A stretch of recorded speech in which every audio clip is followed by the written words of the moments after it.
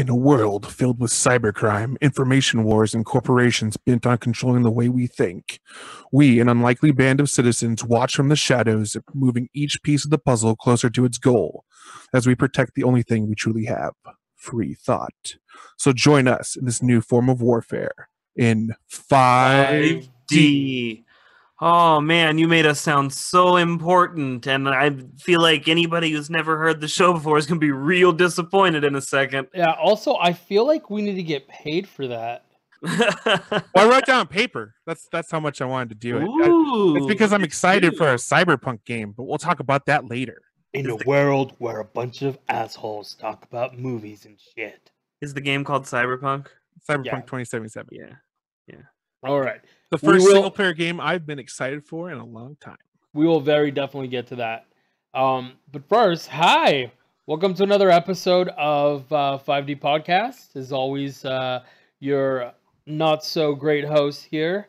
We've got Bonsai, who's above me here on the rotation, and Pops, And in life, it's okay. You can say And it. below I'm fine me. with it. I only let him be on top every so often when I'm feeling lazy. On my screen, he's below both of us.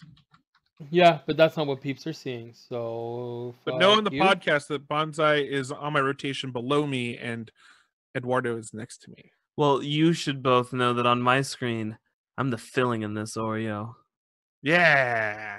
That's weird. I didn't know they made white Oreo slash What? what? No, they actually do make No, that. no, not like this. If you're the filling in between both of us, one Yes. side would have to be brown with a white middle with Have the you never white had on the other chocolate- side. They White do. chocolate covered Oreos? No, they do chocolate cookie, vanilla cookie, swirled middle. I know I'm not a swirled middle, but Okay, it's yeah, pretty take close. that. No, I've seen But that. it's pretty close. I've seen that and I was like, I don't feel like if you were a mulatto, then that'd be legit. Are we allowed to say I can that? pretend to nowadays? be. I mean, we could pretend to be anything you want, baby. All right, so here we are, another episode. How's everybody doing?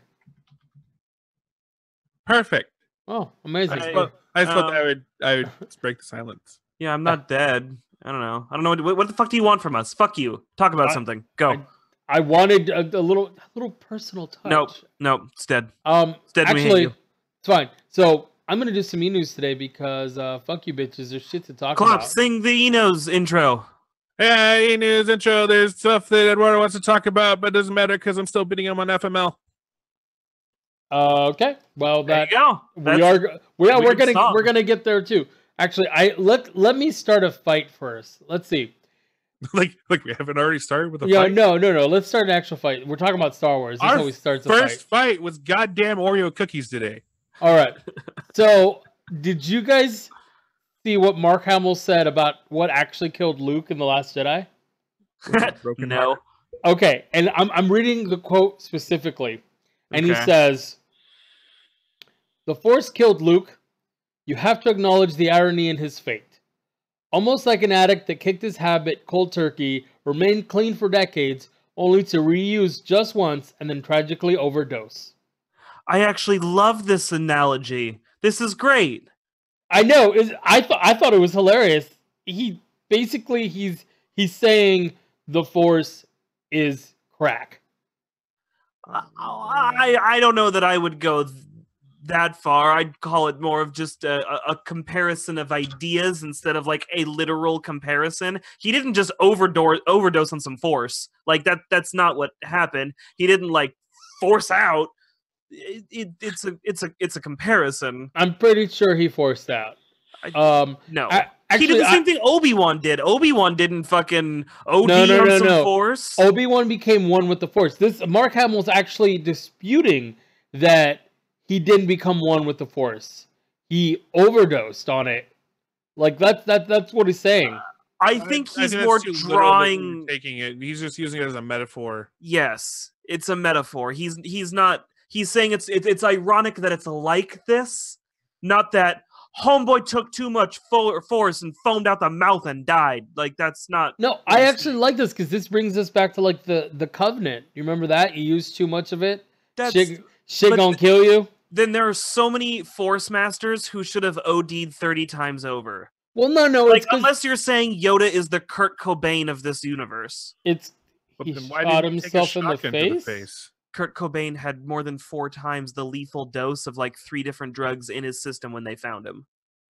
Okay, that's He also took a not what bunch he and- was saying. He Exactly. took a bunch and didn't die, is what I'm. Yeah, no, using I know what shotgun you're getting at, but what I'm analogy. saying is he was saying that he went cold turkey for a long time, and then he thought he could handle it, and the dose killed him. Then why didn't it kill Obi-Wan when Obi-Wan started doing it? Because Obi-Wan didn't do this massive force exertion to begin with. He eased himself back into it. I think he's drawing a metaphor that you were pouring far too much into. Yeah, I think so too. I think both of you guys are wrong. I mean, did he come out and say, like, I'm saying homeboy overdose, or did he just drop that quote and then leave it the fuck alone? He's a goddamn Jedi. He's gonna have metaphors. Bro, he's motherfucker. Have you heard Yoda speak? Everything's a he goddamn literally riddle. said only to reuse just once and then tragically overdose. But that's after he's drawing the heroin analogy. So the heroin addict comes back. A heroin addict doesn't fucking come back and do like a shit ton because it's the first time. A heroin addict takes what he normally took and it kills him. He's just saying that Luke came back, used a bit of the Force, but used it to kill himself, like a heroin addict comes back and uses a little bit and dies. It's the act of coming back and dying, not the act of an amount used. That's not what he's drawing. That's you're Still overdose. Crack. No, that's Look, that's you're the not minority here, and I'm talking Versus about crack. the conversation, not your ethnicity. yeah, What? you're just- putting the wrong. You're wrong. you're wrong. Klops and I have agreed. Klops, does the tribunal go in against Brownie here? Yeah. Yeah. This isn't no goddamn democracy and all that shit. Fuck you, bitches. You can think whatever you want to think. All right, moving on. So, The tribunals and communism. Blam. Communism. Yeah, I don't know about that, you fascist. Moving on. Okay, so have you guys have heard about the Kaepernick thing? Everyone's heard about it, right? The kneeling during the sports ball thing. Yeah. I have heard of this one sports Okay. ball thing. Yes. All right. So, anyways, now our glorious leader, Mhm. Amy Schumer, Oh. is Super glorious calling leader. for boycotts of the Super Bowl for artists. She has now said that she will not appear in any Super Bowl ads. And she is also asking that the band that was selected for this next Super Bowl refuse to do the show as well. Because of, how quote unquote Kaepernick was treated. So Didn't that tie into the Nike thing too? which is kind of weird. Like that whole Nike thing, the reason I never talked about it was kind of dumb. Like, yeah, you're using a social issue to go sell your stuff. Okay. I guess everybody kind of does it at one point or another. Most points. Well, yeah, like the whole Kaepernick thing, I'm like, should he have kneeled? I mean, if he wanted to, that's kind of his thing. Sure. That's kind of where I'm at with this whole thing, though. Okay?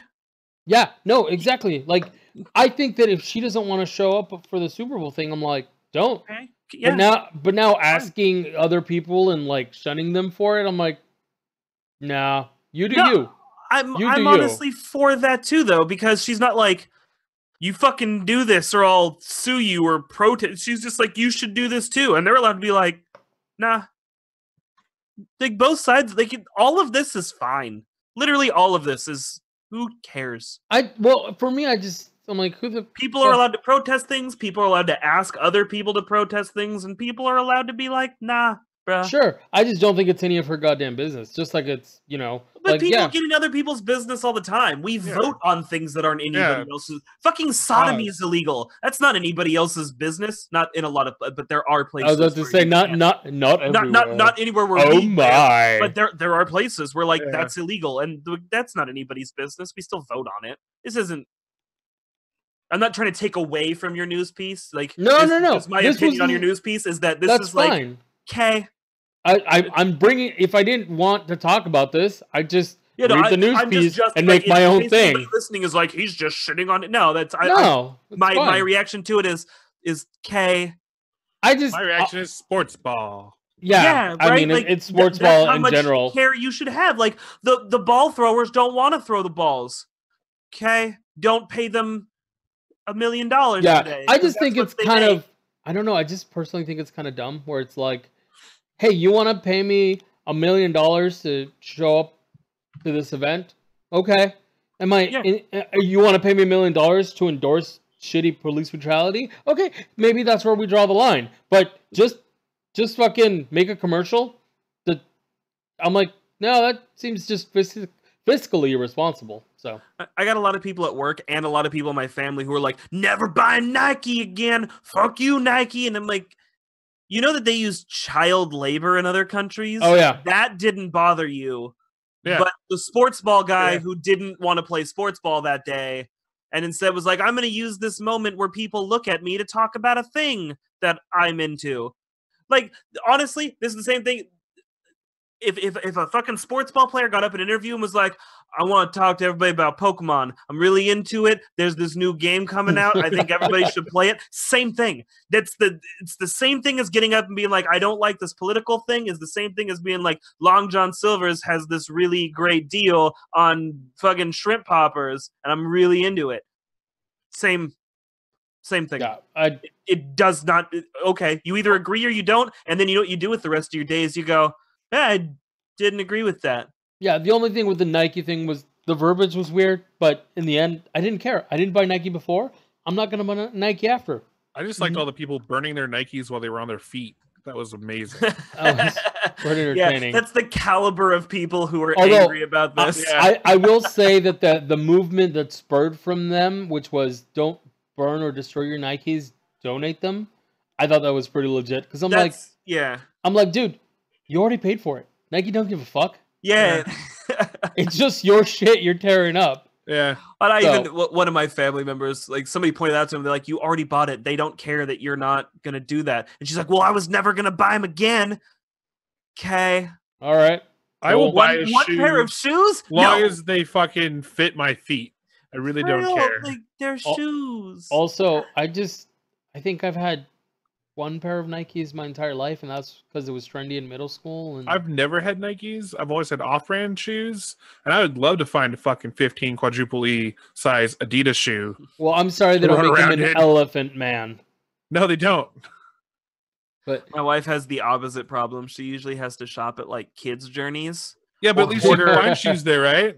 That's fair. All right. I would love to have a pair of kids' shoes that light up and shit. Like I keep telling her to buy light up shoes. Like I would be in. Light up, dude. The problem with the LA Gear shoes, and trust me, because we used to get them from Payless Shoe Source. $10 piece of shoes. They light up, which is great. For like a week. Yeah, dude. No, not even that. Like I walk stupid. Like there's something wrong with my gait. I drag my heels. Always have. So like I don't know. 2 weeks later. The light thing would just pop out the back, and that's it. And then my feet would get wet if I stepped in a puddle because there's a giant fucking hole in the back of them. Yeah, but you spent $10. I'm gonna spend another $10 for another fucking pair of shoes. Yeah, but dude, when you're poor as fuck, $10 that was a big thing. I know. My shoes are $200. Dude, there's this for just necessity. No fancy on the weekends. On the weekends, lights. We used to go to the flea market for fruit and grocery shopping. If you show up on Sunday right before they're about to close, that shit is cheap as fuck because they don't want to haul it back. Yeah. So you show up then, and so that's that's where we would do our shopping. So there used to be a stand that was like anything here is $10, and we're talking about like there were blenders, there were toasters. There were those. Yeah, they gotta fucking move that shit before everybody notices they have it. There were, exactly. San Jose, and this is San Jose flea market. Oh, this wasn't. No. This wasn't even San Jose. This was Watsonville, the big red barn. Oh yeah. Yeah, no, dude, and they had those. All those fucking Bay Area flea markets have been janky for years. Oh, dude, they had race car shaped VHS rewinders. You remember that shit? They only rewound forward. See, I've only been the one over here at like Richmond, and it was amazing. Like there was just so much shit everywhere. Sure, there was nice shit at the Richmond one. Sometimes. I don't know. It depends which part, I guess. You definitely get your bootleg DVDs that So- were high quality. Oh yeah. I will say though, going into Los Gatos or in those areas, to look at yard sales. Oh my God, you could find shit. I'm like, these rich people don't know how to appreciate nothing. This shirt's barely well worn. You only want $2 for it? Woohoo! Still got one No. roll. Okay, so check this out. One time, my mother went shopping. By shopping, I mean at yard sales, and she comes back with this shirt. And mind you, this was back when I was like 7 or 8, and my mother didn't really. The grasp of the language wasn't as good as it is now. So she came back with a shirt that had a clown on it, and she just thought it was a nice little clown. But what you couldn't see, or what she couldn't tell, is that the clown had horns, and on the back of it was a satanic message. Oh, So she wore it a couple of times. I have no idea, dude. I was 8. So she made it she wore it a couple of times until I read it, and I was like, Mom? Adios mio. No, what? No, I told her what it said, and she was like, "Oh my God, are you serious?" So, to punish the shirt, she then turned it into one of my little brother's reusable diapers. So, like, basically, the clown's mouth. On Satan. Yeah, exactly. I thought that was hilarious. To this day, when I remember that, I like every so often I go, "Huh, that's funny." That's But anyways, so memory. yeah, no, it's funny. The fucking light up shoes and shit. You're bringing me back. All right, there is something I also want to bring up. More news here. Did you guys hear that Netflix canceled Iron Fist and Luke Cage? Yeah. Yeah. So they've canceled them, and that's, people kind of expected it for Iron Fist, but people are actually upset about Luke Cage, because even though I haven't checked out the second season, I saw the first one, but people are saying the second season of Iron Fist is better. It's still not great. Yeah, I haven't watched the second season yet. But people really liked Luke Cage, so people were surprised. I will say, though, there was a fan theory out there that I hope comes true. They're gonna do Heroes for Hire instead. That, the team-up movie. Yeah. Or, team up show, because that's a thing that happened in the comics. Iron Fist and Luke Cage were a thing. So I saw a post about Actually. this. Somebody was saying that could be because they're going to get ready to launch their own stream service. Marvel? Yeah, I can see that too. Yeah, Marvel is going to launch their own streaming service. Well, not Marvel, Disney. But they just greenlit another Punisher season. Contract's fresher, isn't it? Maybe. That could be it. Just cancel all your shit right away and then try to push it onto a new platform that may or may not take off. Yeah, Star Trek. Sorry. Well, we'll see how the DC one does too, because right now, their like flagship Titans does not look very good, at least in my opinion. Nothing I've seen for it makes it look like something I'm super interested in. Yeah. Honestly, I kind of look. Luke Cage lost me. I'm gonna be real. I really liked the first half. I loved Cottonmouth as a villain. Oh, yeah. Once they got rid of him, I just wasn't as interested anymore. It just felt disjointed. It didn't make any sense. Like, I stopped caring, really. And then, in a little bit of good news for us, the iHeartMedia Corporation is doing podcast awards. First major award show. How many are we up for then? All of them. Hopefully all of them. Yeah, we are up for the Invisible Award. It And the doesn't. shittiest podcast award. No, there's another podcast that actually has that in the title, and they're getting that one. Damn it. But yeah, no, I just like the fact that it's iHeartMedia. They're like a huge conglomerate that owns a shit ton of radio stations and all this other stuff. I'm like, get the fuck out of here. What are you doing? You're trying to encroach in on the podcast territory now that it's a thing and it's popular. Haven't they been doing that though? Like I was listening to a 106 KML, and it was like they're always talking about iHeartRadio. Yeah, like their podcasts that are on it, and they always have all these different podcasts and shit. Yeah, I think they're trying to get in on the I'm not even gonna call it a fad at this point. They're just trying to get in on that side of the news. But I just thought it was funny. Like, look, we're getting a major award show.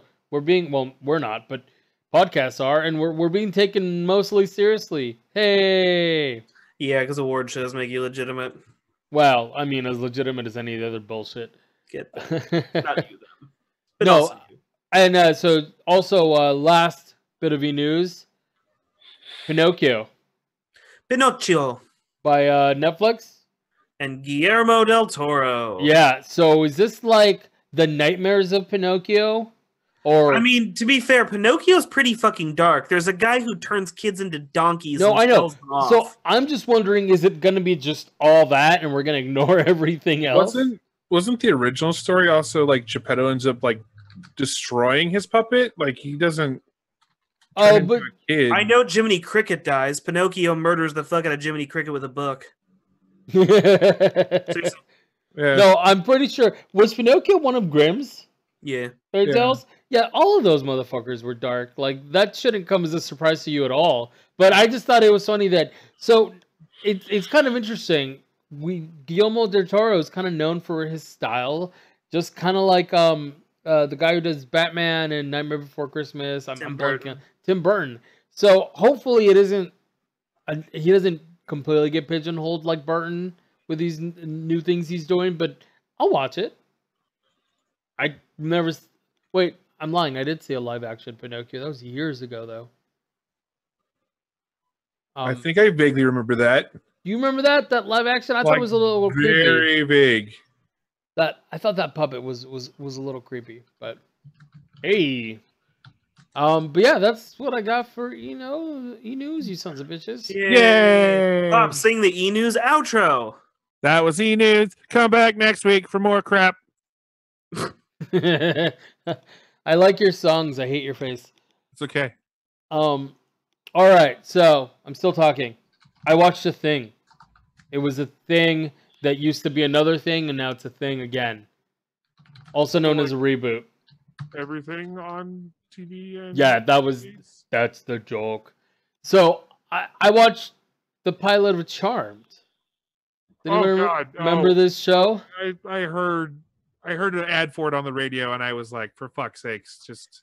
So are they still gonna kill one of these girls off and replace her with Rose Doherty? No, Rose McGowan. Rose McGowan. Shannon Doherty was the one they killed off in the original. So I'm not gonna lie, I did watch the original. It was a WB show around the same My wife time was a big fan. as My the other mother WB was. shows. Also, I was a teenager and they were attractive women. Just put that out there. And there may or may not have been a girl that I was into that was super into the show, and stuff happens. But okay, so I kind of have to prelude this review with something, and it's this show tries to include so many social issues in the first episode that it kind of made the entire movement and social encounters, not encounters, social like awareness stuff, satire. It was so blatantly pandery. So let me just give you an example. First off, they made the entire cast be not white folk. Okay, who cares? Are they going to be good? But then, literally, the first major thing that happens is the mother is a women's studies professor who is fighting against a professor that was accused of improprieties against women. And then she gets killed. The mom gets killed. Spoiler. It doesn't matter. It's the first episode. And they start throwing a lot at the screen. A lot of like things very much related to Me Too and believing and things like that. Just very, very heavy-handed kind of thing. Kind of things like at one point, one of the main characters has a fist fight with a guy that's just going like, "Look, you weren't there. There wasn't any evidence and this and that." And there's literally punching that guy in the face.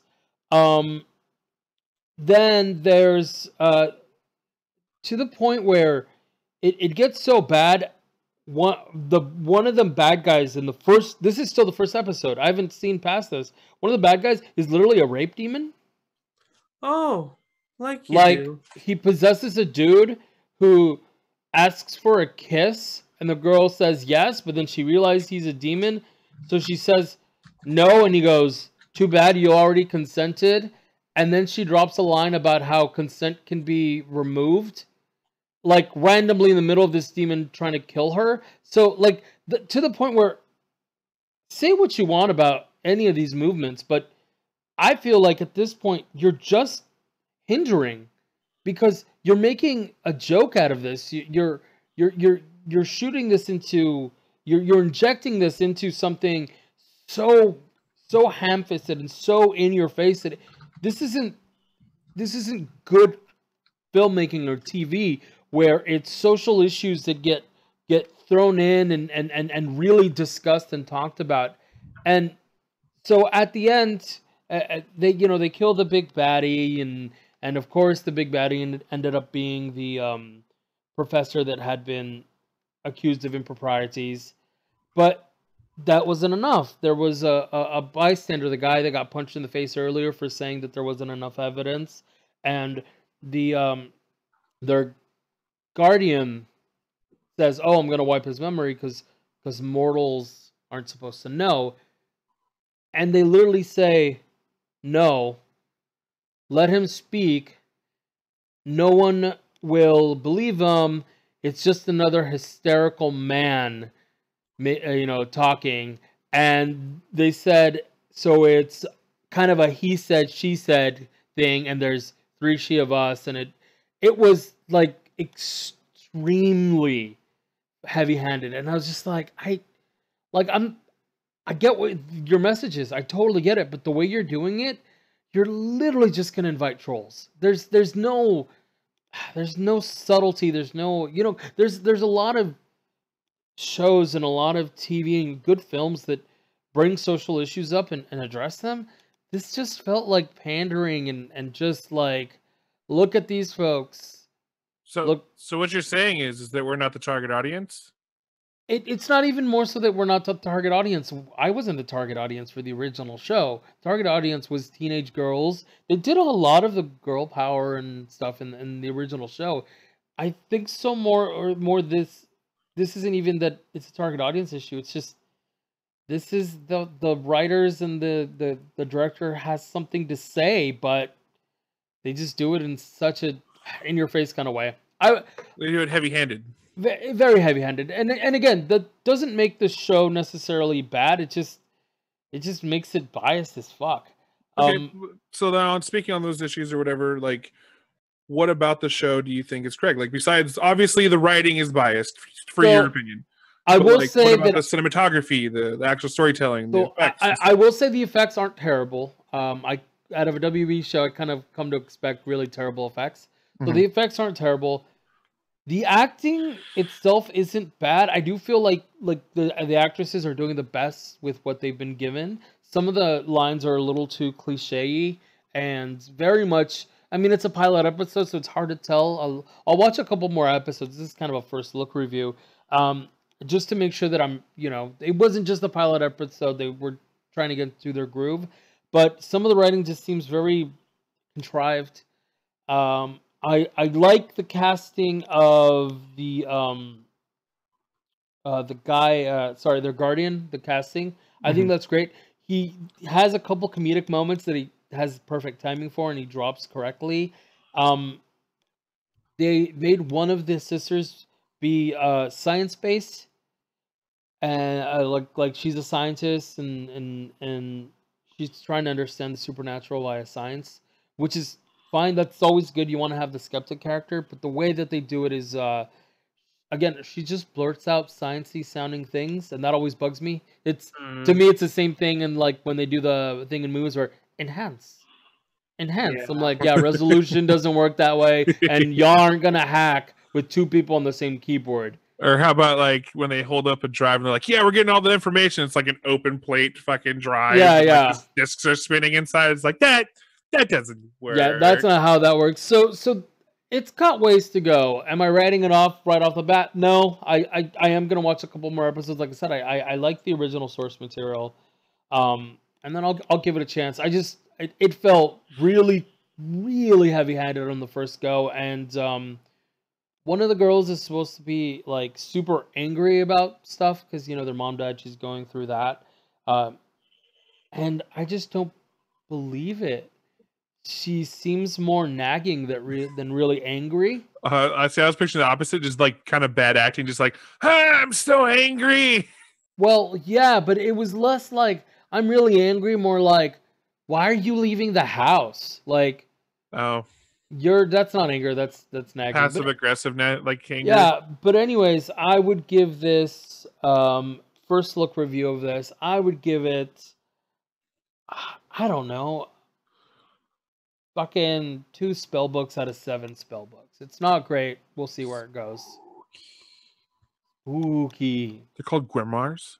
Okay. Actually, I think Don't they call assume. No. I'm pretty sure they call it a tome in this. No, I'm serious. Because at one point the guy goes, "It's in the spell book."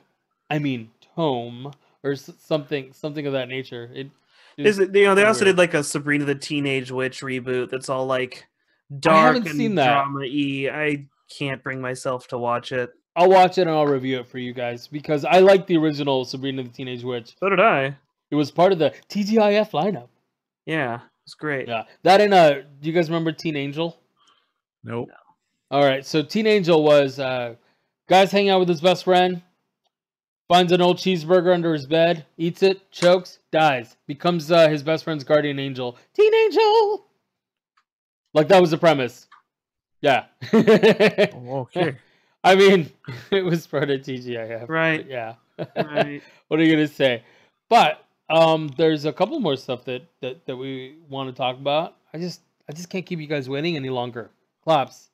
Tell us of the punking of cyber.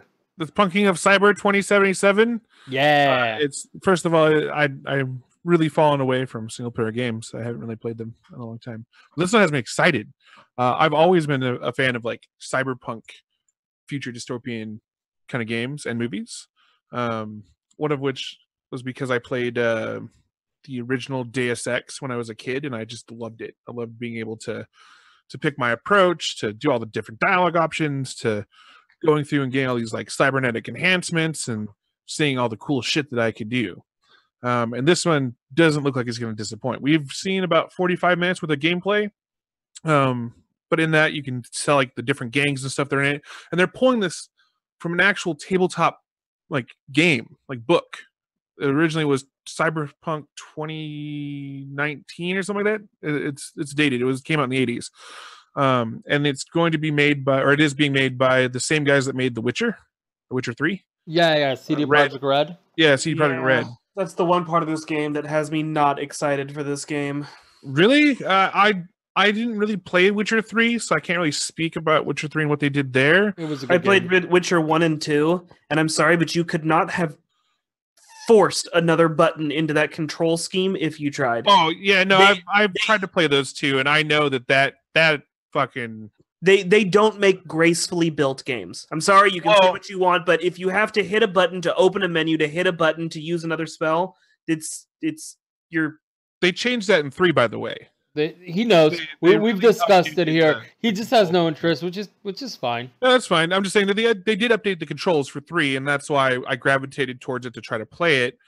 I still wasn't captivated by all the story or anything like that. It was just like, I'll go off and play Siege or whatever I was playing at the time. But so if they can design a game that doesn't at all feel like the Witcher games, I'll be interested. But if this is kind of like the difference between Bethesda doing Fallout 4 and Bethesda doing Skyrim, so for starters, I believe difference. this one is only in first person. I don't think they have a third person. Everything I saw was in first person, but they might have a third person option. It does look very fluent. Because there is shooter-like elements, because you play as like a mercenary or whoever, going through this kind of like cyberpunk world in first person. So there's a lot more fluent in gameplay and mechanic wise for like controllers and stuff like that. I believe it's going to be released for Windows on Microsoft as well as PS4 and Xbox 360, but I'm not sure who's actually doing the publishing. It's not Sony. I think it is Microsoft, which led me to a scare that they might end up trying to put it up behind their like paywall where you have to have Xbox Live. Yeah. Which isn't true. I don't think it's not one that's going to have As that. long as it'll come out on PlayStation, I'm good. Well, I'm going to pick it up for PC. So I will have to go through Windows for that, but I don't have to worry about having Xbox Live. Anyway, it's ripped off of the tabletop game, and they're bringing a lot of those off of whatever based off of the tabletop game. So they're bringing a lot of those elements in. With like the different gangs and stuff like that. We saw a lot of the we didn't see the Inquisitors, we saw the other ones. They're like the Marauders or whatever. They're like these kind of primitive looking cyber people because they have like just outright cybernetics. They're not like in the skin and hidden underneath to look kind of humanish or anything. Like they have like 5 fucking red eyes on their they're like like the Borg. Kind of. They're just, primitive tech. They use more primitive tech from it than the state of the art stuff, and they're all borderline like psychotic, and they seem like a really fun game to fight because in the demo they actually fight through a like wave of them and stuff because a negotiation goes bad. One of the other gangs we saw are called scabs, or they're scavengers. I call them scabs because they're also Russian. They're using Russian tech. And there wasn't a scavenger gang in the book. There was it's like Ostriana or whatever. It was a Soviet gang with like 1 million members worldwide, and they were all infighting each other. So theorists are thinking that this is that gang. We just don't have confirmation yet. What gameplay is this? It's first person. Okay. It's really built around like making your character how you want. So I'm pretty sure you can go more talking skills or more sneak or more just right out combat. You can do different things with your cybernetics, like get a giant knife implanted in your arm and your arm breaks apart. And now you have like a blade that you can slash people with and stuff.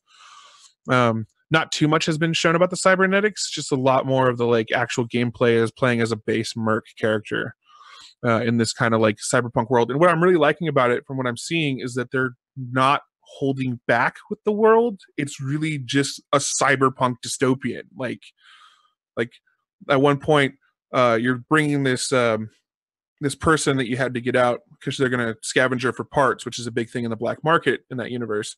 And within minutes of reactivating the tracker, a med team shows up with armed guards that are also part of the med team.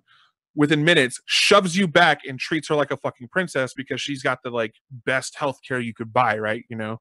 But you're just garbage because you're nothing. You're not part of their plan. So it looks like they're not holding back on a lot of like social issues and stuff that would be faced in a dystopian cyberpunk future, which I'm really liking. That's what's got me so excited about it. It's not like Bethesda with their world where it's kind of a little bit tamer on some of their stuff and then darker in others. It's just all around going to be gritty, which has me really excited for. As it develops, I will be definitely picking up and pre-ordering it. It won't come out till about next year. They're estimating early next year. But as more develops and as I find out more, I'll keep you guys posted on it. Do they have a release date? No, it's just somewhere in early 2019.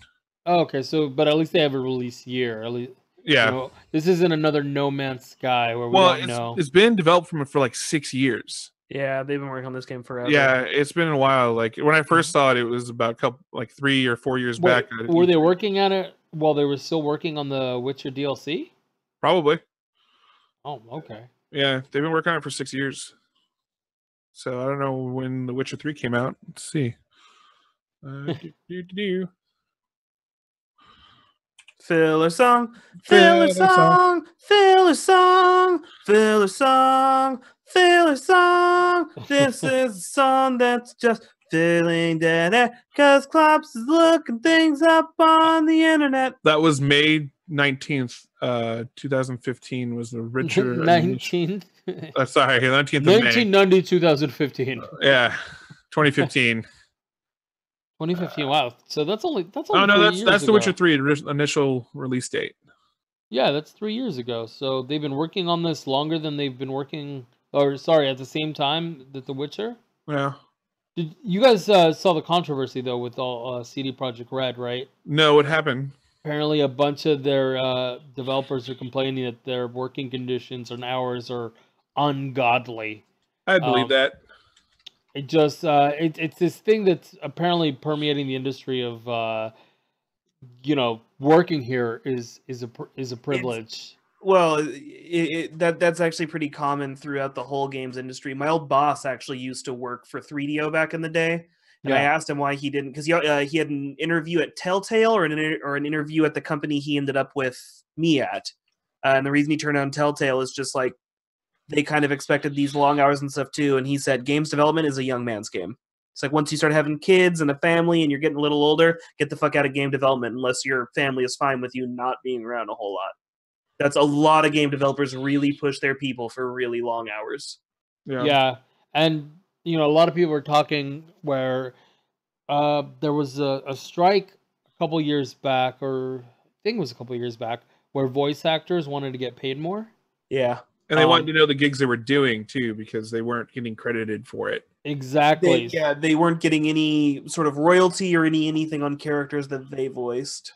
And the reason that they were able to do that is because they have those big unions, and unfortunately, game developers don't. So people are talking about, well, what if we unionize? I was like, good luck.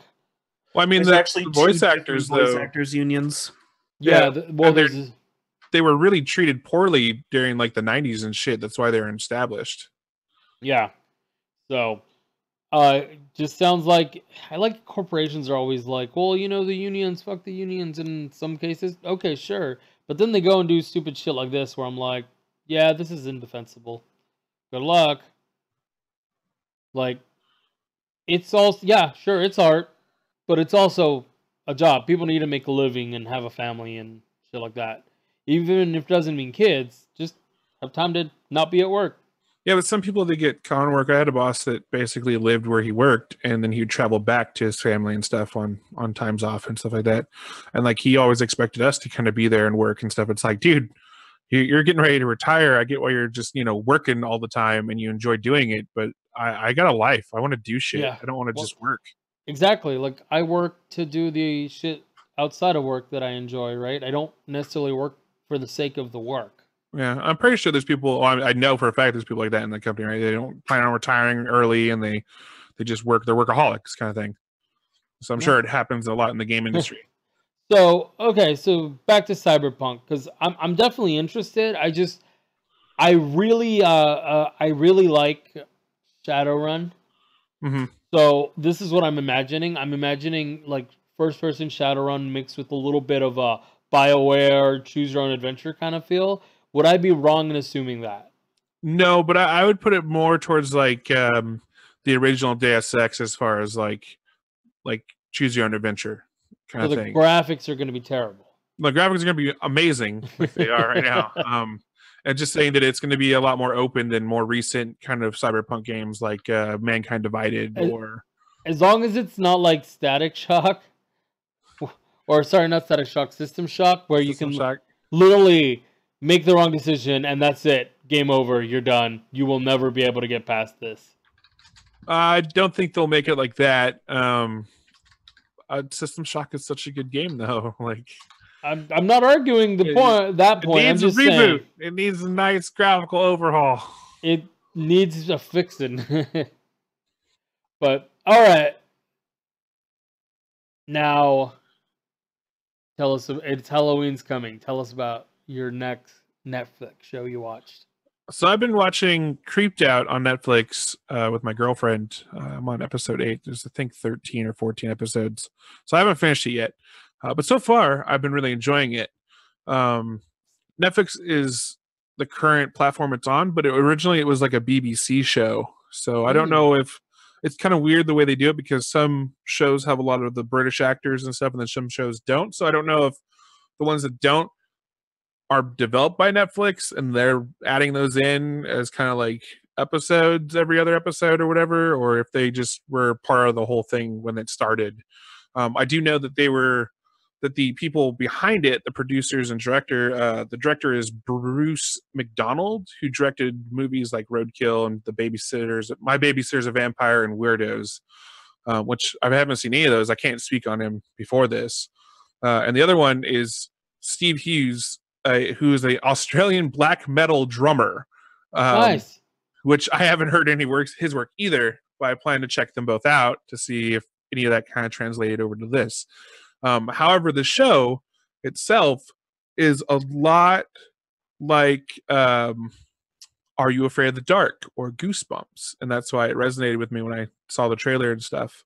And I gotta say, it from start to finish of an episode, it definitely is like a Are You Afraid of the Dark TV show.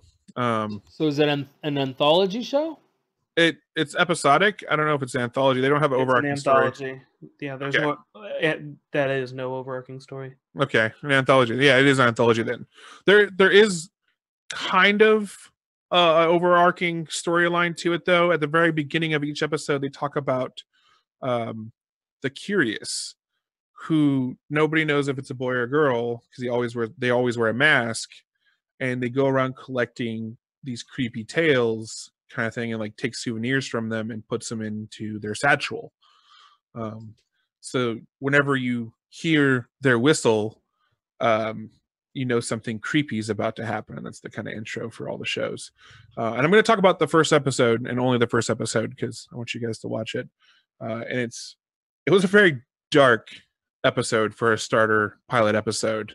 It's about a teenage or preteen girl that is all about, Snapchat and filters and Facebook and all the social life and social media.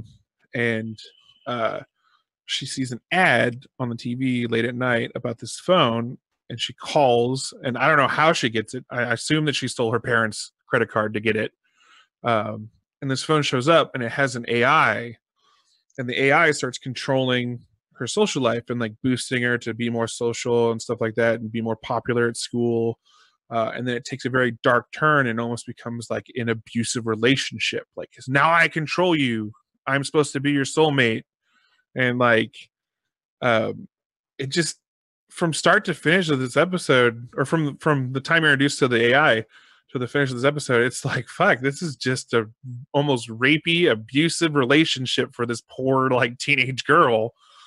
And it just kind of goes through, and she eventually faces it and like destroys her social media life and seals her phone in concrete and just like doesn't talk to it again, right? Because the whole premise of it is that it can connect to anywhere. It doesn't run out of battery life. It's waterproof. It's you can't break the glass on it or anything. Like, it's indestructible.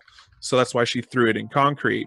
But at the very end, she has a hammer and she's contemplating breaking the concrete to take the phone, and then she ultimately votes against it and leaves. But it was just super, super dark for a pilot episode. And some of the other episodes are kind of dark like that too, and some of them kind of fizzle out like you would expect from like a kind of teenage anthology show. What year did this start? It started, I think, in 2010. Okay, so it's still fairly recent. Well, that's 8 years ago, so maybe not that recent, but recent-ish. I can find out right now. So, the interesting part about a lot of these anthology shows, like Dark Mirror or any of those, is they're usually trying to tackle social issues as well, but they do it in a good way, which just brings me back to the review that I did earlier about Charmed. It's like, just there's a way to do it, and then there's a way to just kind of 2017 and 2018. Oh, so it's way newer than I thought. It's brand new. Okay, so it started in the BBC and now it's Netflix produced, or yeah, it was started on the BBC and then migrated to Netflix. I don't know the details of what happened. Like I said, there's every other episode has like American actors and actresses in it, and then the other episodes have British. So I'm Okay. assuming the British ones came first, and maybe they didn't do too well over in Britain, and then Netflix kind of picked it up and produced more and started adding them in as well to bring it more episodes. Okay, fair enough. Give it a rating. I would honestly rate this probably about 3.5 Midnight Societies out of 5 Midnight Societies. Okay, so you recommend it, but people could all just I watch highly something recommend else. it for either younger viewers or people that have like younger kids that don't mind a little scary story time, or definitely people that grew up watching Are You Afraid of the Dark and like Goosebumps and kind of want to relive that nostalgia, because that definitely took hold of me when I first started watching the series. And that opening was just beautiful. I was like, oh man, Midnight Society, here we go. Fair enough. All right, so to take us away from Netflix shows, which we've been covering a lot, we gotta switch it up, boys. We're all poor and have Netflix. That's true. Let's talk about some video games, right? Oh, nope, not that one. There we go. Hey, Bonsai, tell us about your video game adventures. My video game adventures. No, I went to the Portland Retro Gaming Expo. It's actually a pretty big RetroCon. If you're, into retro games, this is one of the bigger ones to go to on the West Coast that I know of, at least, and was really fun. Did they have any Segas? There were lots of Segas, but what you had to keep in mind is that my funds were insanely limited. I know, but I would have sent you money. Yeah, I know, but that means I would have had to have it in the first place to spend. You should have pre-sent him money. I mean, you just had to tell me how much it was going to be. I didn't know how much it was going to be, and honestly, Kiss. Things really varied. So I only made a few pickups for myself. I gave myself a pretty strict limit on what I could actually afford. I did get one thing that I know you're going to be a little upset at me for, Klops, but once you hear the story of how it came to be, you're not going to mind as much. I think I know what it is. Yeah, so let me get to the story. So there were a couple of things I was really targeting. I recently got an Xbox again for the first time, not at the RetroCon, but I did get an Xbox, like an original Xbox, which was one of my absolute favorite consoles. And I really, really wanted to play Thug, Tony Hawk Underground. And a buddy of mine from work picked it up for me. So it's been great. I've been playing that. And that made me really want to play American Wasteland. And I found American Wasteland pretty early on there, which was great. Swooped that up, $4, I think. Not a bad price on it.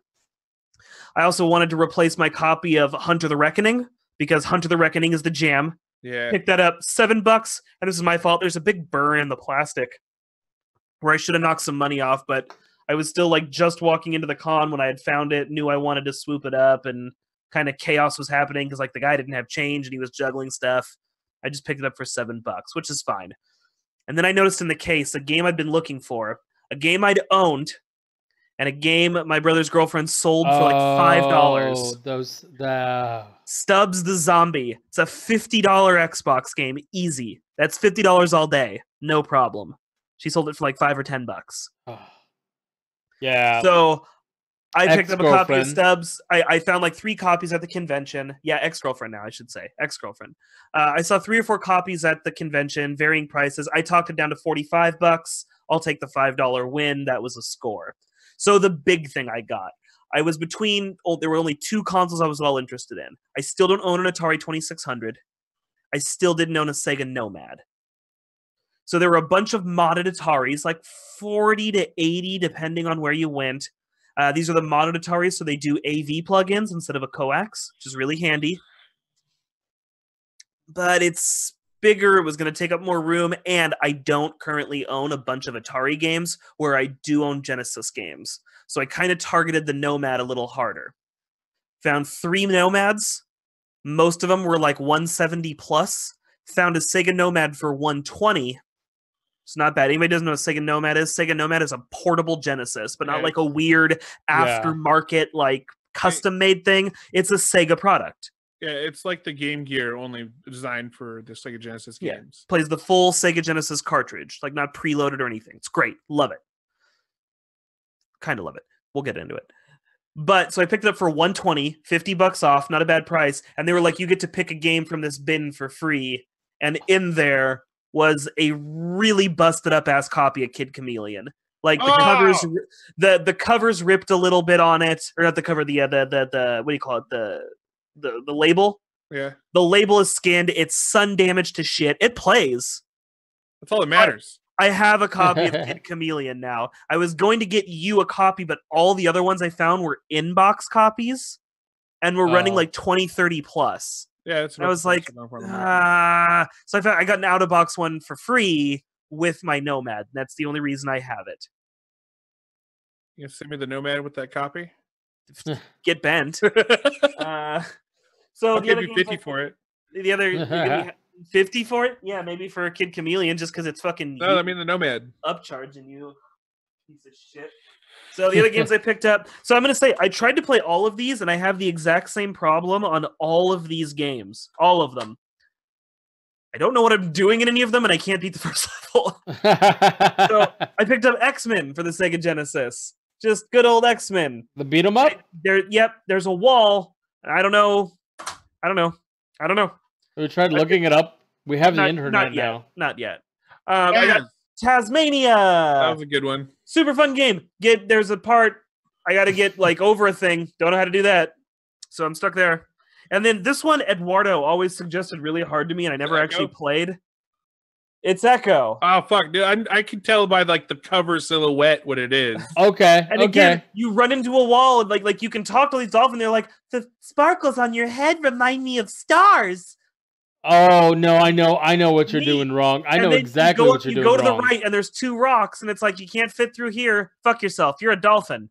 No, you need to go to the deep below and talk to the whale, and it'll give you magical powers. I haven't seen a whale. I've been all over that level, and then I got the. But you can see. You can also jump over shit, right? Yeah. So. You can jump over shit too, right? Yeah. Okay. I don't know if you've tried that. I don't know. Echo the Dolphin is a shit. So we're running out of time here. We still got to do FML, but I will say so I haven't played it in depth. I will do more in depth on it. But what I will say, playing the Sega Nomad, I like it. It's super cool. It's 6 AA batteries, and the sound never turns all the way off. Like there's always a little bit of sound. Yeah, because doesn't it have a system speaker as well? Maybe. Isn't that it does have a spot to plug in a controller for a second player, and I'm like, I don't know anybody I like enough to keep their face that close to me that long while we play on this little tiny fucking screen here. So that's I guess they figured if you had brothers, you'd put up with it, or kill each other. Nope. But I will say, man, so I was trying to play Contra Hardcore, the Sega one. Fantastic game. The screen on this thing is not great. I'm not seeing the bullets as they're coming. So I'm just dying accidentally a lot. And I'm finding that something about this smaller, dimmer screen, my timing is off on every game I'm playing. I don't know if maybe there's a delay that I'm not catching, or there's just something with like, it feels so small, so I'm like overcompensating in where I'm moving. I don't know what's wrong.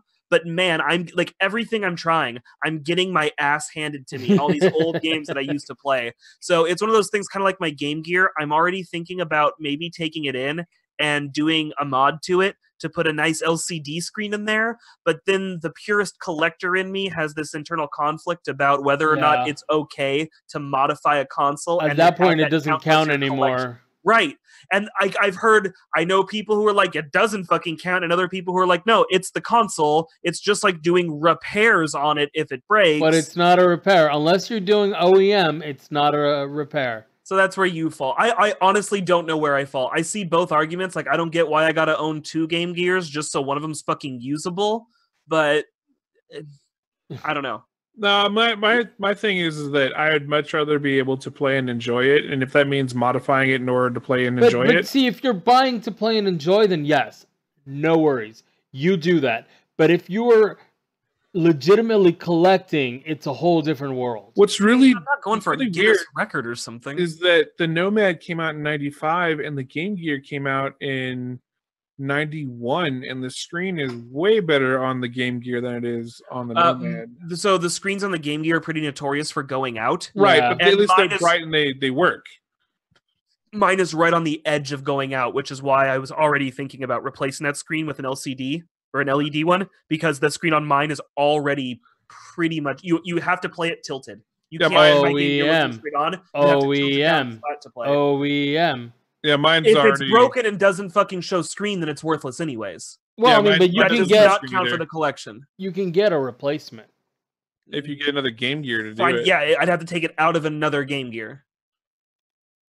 Yep, that's the hard part about being a collector. Yeah, I don't care about that. Like I play it for nostalgia. And I don't care about you. And that's why I would fix it the way I wanted to. So If I could anyways, make it so they didn't have 6 AAA batteries in my goddamn Game Gear, and all I could do is just plug it in like I do my fucking phone, I would Actually, don't most Game Gears like come with a DC pack? they both the Nomad and the Eventually Game Gear have a power pack. Yes. Yeah, Yeah. just But I'm plug it saying in. that So, I do that. Portland Retro Gaming Con. I wish I had some more content to give you because there were some panels I was going to go to. So we went to a panel we didn't want to go to because we were treating this like a normal convention. Show up early, camp in the room, get to your panel. Oh, do they clear rooms? Portland Retro Gaming Con clears rooms. Oh, So I those sat through assholes. something I didn't want to go to, and I questioned the girl on the way out. I was like, why do we all have to clear the room? And she goes, well, it gives the people who are outside a chance to get at the front while shuffling everybody in the back, or while shuffling everybody in here into the back line. She goes, everybody will definitely get back in, but this just allows the room to shuffle. And I said, no, it doesn't. I was in the back. The door is in the middle of the room. This gives the people who are in the middle of the room the chance to rush the middle aisle, which is nice because it has a break for all the cameras to set up. So there's Yeah. nobody in front of you. You always have a clear line of sight, and you're the first in and out of the door. It gives the people in the middle a better chance of doing everything, and the people in the front and back forced to constantly shuffle through the back. The back is the last ones to get out. They have to get in the back of the line and then still get a shitty seat in the back. You're not helping anything by clearing the room. There were just as many people there to see Pro Jared's cast as were going to be there to see the Metal Jesus cast. People will leave, people will stay. Comic-Con has not had a problem not clearing rooms, and they're handling volumes of, 100,000 attendees or some shit like that? I don't know what the attendee count is, but it's a lot more than Portland Retro Gaming Expo. Clearing your rooms is stupid. Plenty of people were just there to see Pro Jared, and were going to fuck off. More people would have shuffled in. Plus, they didn't even fucking fill the room. I had empty spots next to me and next to my wife, and they still closed the door and capped the room. You're doing it wrong. You're doing it all wrong. And so because of it, I didn't even bother going to the next 2 panels because I was going to get a shitty spot. I wasn't going to be able to fucking see anything. And I was just going to get shuffled back out the door only to get another shitty spot for the next one. Wasn't worth it. Was pissed. You should have punched the baby. I kind of chewed out somebody whose decision it wasn't to make that happen, but she is the unfortunate person who had to get my "Are you a fucking moron?" stare. Oh Jesus! So you were the full effect. You need to cut your hair cropped and ask for people's No, managers. I wasn't being a total dick, but I gave her she gave me the whole, well, it gives the people who are outside a chance to filter in. So does just letting the people who are done with this fucking leave. Oh, you're just going into the overflow room. That's where you're going to queue. No, I'm Flo. I'm here. I didn't even want to see this last one, and you put nothing in your program about room clearing. The bullshit. overflow room. Nobody What else was the program you clears- saw? It's a guy called Pro Jared who is funny. I've seen his videos. Oh, so you saw Pro Jared. I know who Pro Jared is. But Yeah, for the so viewers, I got to see Pro Jared live, which was fine. Pro Jared's funny. I like Pro Jared, but what I was trying to see was Metal Jesus and then Pat Contry doing the Totally Unnecessary podcast. They were going to film the podcast live there. Okay. But I just said, fuck it, because I wasn't ever going to get a good seat because I got caught in an infinite loop of rotation where apparently what you should do, should you go to the Portland Retro Gaming Expo, is just show up 5 to 10 minutes before your thing and hop in the line real quick so you're not in the overflow room. Yeah, sounds It's just, it's a smaller convention getting bigger and having to learn how to deal with things. But this year they did things wrong, in my opinion. And their argument for why it was good is actually completely flawed and illogical. I mean, I will still say that it's better than show up at 5 a.m. to get in line, to then later on get in line. I do think it's bullshit that you have to camp a room that hard. But the problem with that is not Comic-Con's fault. It's staying in fucking San Diego, and San Diego not doing the proper expansions like they claimed they were going to do. Fucking renting a hotel across the street is not the same thing as expanding your fucking expo floor. Yeah, that if the rooms were bigger and there were more of them, you wouldn't have the traffic problems that you have. That, and if you're saying things to being all the good stuff is in that room and everything else is bullshit, you also wouldn't have that fucking problem. Well, that, and also if you say you're not going to allow people to camp, then don't fucking allow people to camp. Remember that? Yeah. I was so pissed. They still swear that. To this day, they say at the beginning of every year, you can't camp out for Hall H. And then every year, we're like, hey, you can't camp out. We'll just show up early morning for Hall H and ride it all day. And there's always a line. And they're like, oh, you can't camp right here. So we just told them to go camp over there, but we're still going to honor the line that they've built for themselves. Yeah, it's so stupid. So fucking stupid. No con is perfect, and this isn't me saying don't go to Portland Retro Game Expo. It's not a place where you're going to find like insane garage sale deals. Like these guys know what they're selling, but because a lot of these guys are collectors who are offloading their extra stuff or know what people who are going to conventions are like a lot of these guys are hardcore retro collectors. They will all, like literally all I had to do to get the price on a couple things was go, you have it labeled as this much. Is that really the best you can do? And most of them are honestly just willing to knock at least $5 off of something just for you saying that. So you can haggle, you can get a good price, and you can find what you're looking for.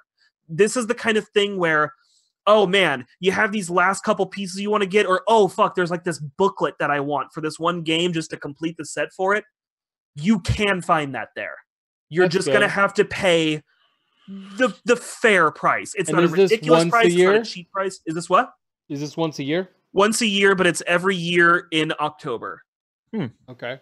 So really fun con. Worth going. You can stay at my house if you're not a creeper or something. You too can. Fuck everybody else. But no, it's a fun con. It's worth going. And again, like if you're like, fuck, there's this one game and I really want this one game, you're not going to have to try very hard to find it here. You will find it. Like, I found an in-box Sega Genesis Punisher.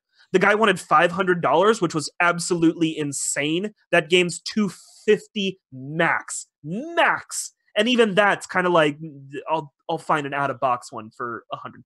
Fuck you. But it was there. Like, it was there in a case, and I was like, how much for that? It was next to the Nomad, and I went, no, I'll take the Nomad. Yeah. $500. No. Hard pass. Really want that game.